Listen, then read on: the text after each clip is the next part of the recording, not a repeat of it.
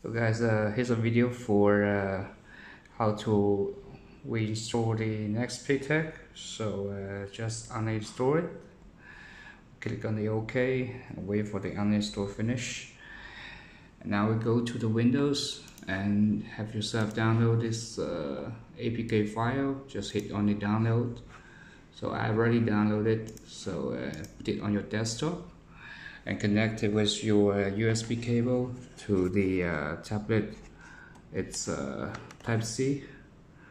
So after you connect this one, let's go to the setting and let's go to this developer mode options and enable this developer option. Click on the OK and let's go to the USB debugging and enable it. So after you have plugged this one and enable all this, you can see this option USB debug is detected, and there's another option to the Android. You need to select this one as the transfer files. So let's go to you should have a notice from here.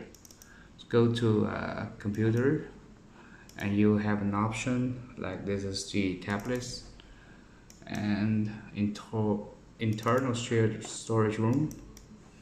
So just copy this file into any of this folder.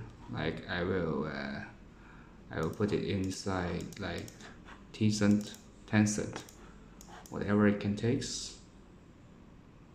So just finish the loading, go to tablet. You have something like the file manager, and we have the same name as this internal shared storage room.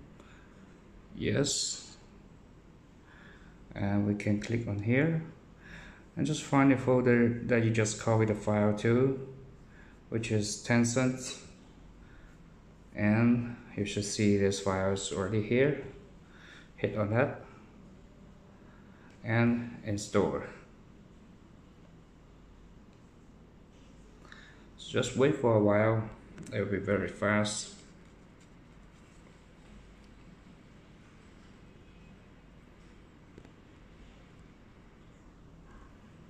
So the app is installed.